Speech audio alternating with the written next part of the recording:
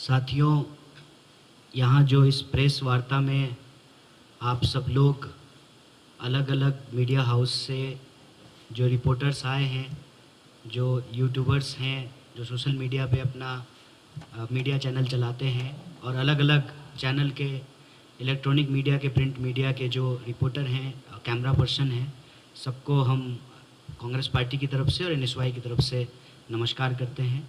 और आप सबसे मैं हिंदी में बातचीत करने की इजाज़त चाहता हूँ, माफ़ी के साथ, क्योंकि मुझे तेलुगु आती नहीं है।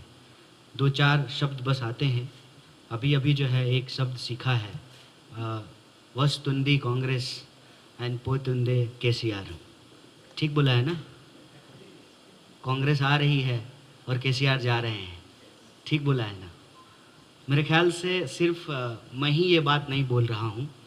मैं तेलंगाना के कई सारे ज़िलों में घूम चुका हूँ और बहुत सारे हमारे पुराने दोस्त हैं, क्योंकि मैं सिर्फ चुनाव के वक्त आपके बीच नहीं आया हूँ। आप में से बहुत सारे जर्नलिस्ट यहाँ मौजूद हैं, उन्होंने मुझे देखा होगा। पिछले दिनों हैदराबाद में एक दुखद घटना हुई, एक स्टूडेंट ने आत्महत्या किया, और उस वक्त भी मैंने कहा था कि ये आत्महत्या नहीं है, यह व्यवस्था के द्वारा, सिस्टम के द्वारा इस देश में नौजवानों की और विद्यार्थियों की हत्या की जा रही है।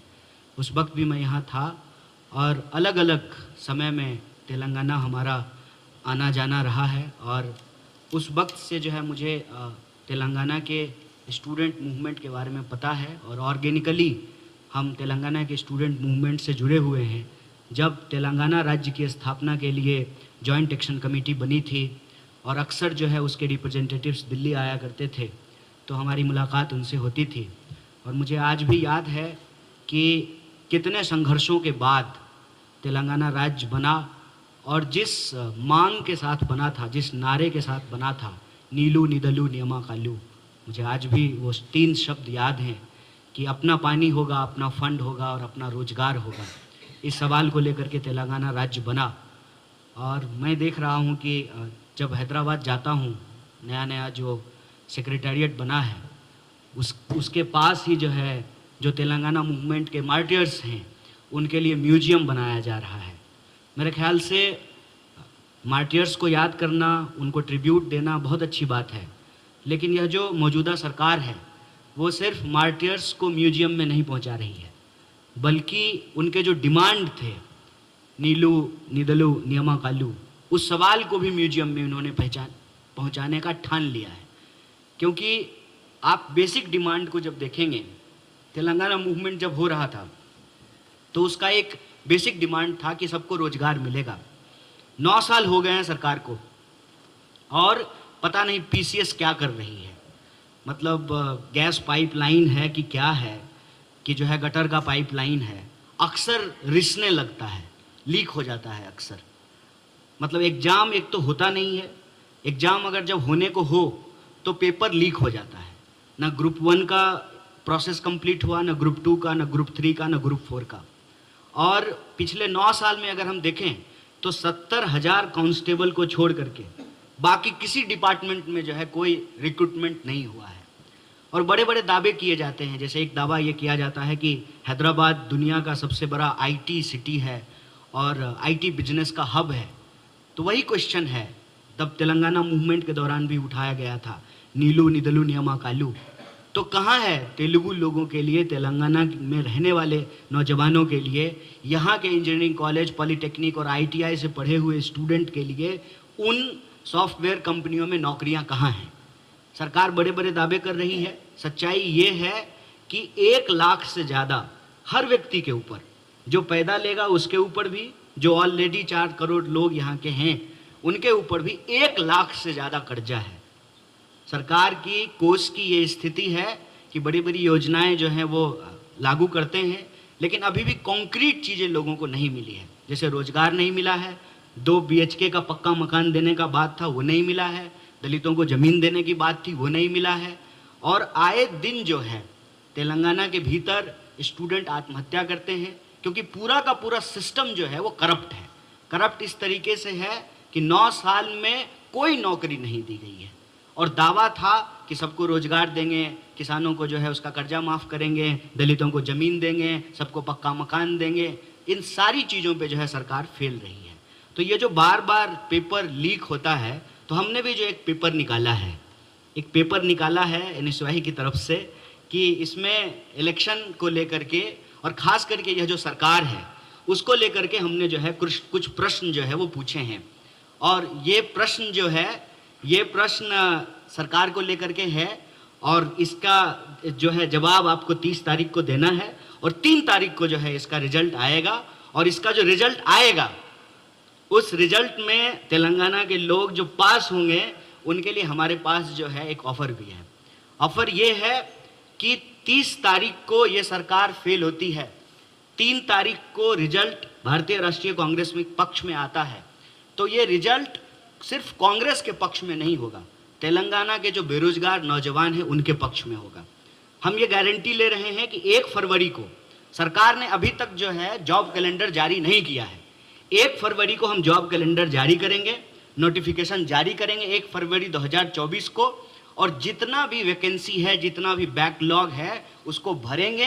ग्रुप 1, ग्रुप 2, ग्रुप 3, ग्रुप 4 सारे एग्जाम्स जो हैं वो टाइम पे phase 1, phase 2, phase 3, phase 4 complete किए जाएंगे और हर साल 2 लाख लोगों को रोजगार देने का गारंटी किया है कांग्रेस पार्टी ने।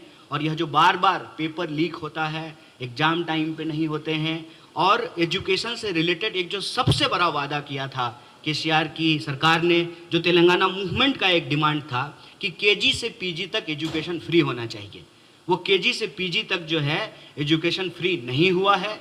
उल्टे वाईएसआर गवर्नमेंट के वक्त जो रीइंबर्समेंट मिलता था स्टूडेंट्स को कि अगर आप कोई लोन लेकर के पढ़ाई किए हैं, आपने फीस दी है, उसका रीइंबर्समेंट जो सरकार देती थी वो भी बंद कर दिया गया है।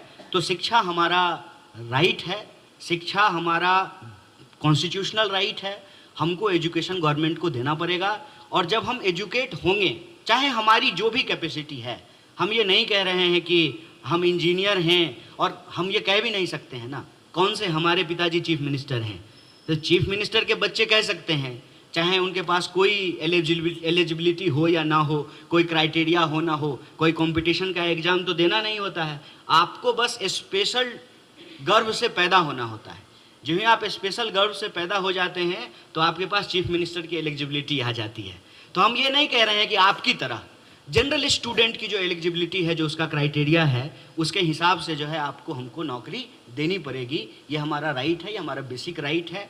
और इसी सवाल को लेकर के, एम्प्लॉयमेंट के सवाल को लेकर के जो पेपर लीक हो रहा है उसके ऊपर एक जो है सख्त कानून बने। जैसे राजस्थान में कांग्रेस पार्टी ने ये कमिटमेंट किया है कि जो लोग, और पिछली बार जो मैं प्रेस कॉन्फ्रेंस करने के लिए यहाँ आया था तो कुछ जर्नलिस्ट ने हमसे ये सवाल पूछा था, और ये पूछा था कि राजस्थान में आपकी सरकार है, वहाँ पर पेपर लीक हुआ है, तो आप लोग क्या कर रहे हैं। उस प्रेस कॉन्फ्रेंस में हमने कहा था कि हम एनएसयूआई के लोग हैं, एनएसयूआई के लीडर हमारे बीच बैठे हुए हैं, ये लोगों ने पेपर लीक के मुद्दे को तेलंगाना में उठाया है। इसका ये मतलब नहीं है कि हम राजस्थान में नहीं उठा रहे हैं। राजस्थान में सरकार ने ये कमिटमेंट किया है कि पेपर लीक के मामले में जो लोग भी इन्वॉल्व होंगे उनको लाइफ इम्प्रिजमेंट मिलेगा, उम्र कैद की उनको सजा देंगे, इतनी सख्त सजा देंगे ताकि कोई भी भविष्य में इस देश के नौजवानों से, विद्यार्थियों से, उसके भविष्य से खिलवाड़ करने की कोशिश ना करे।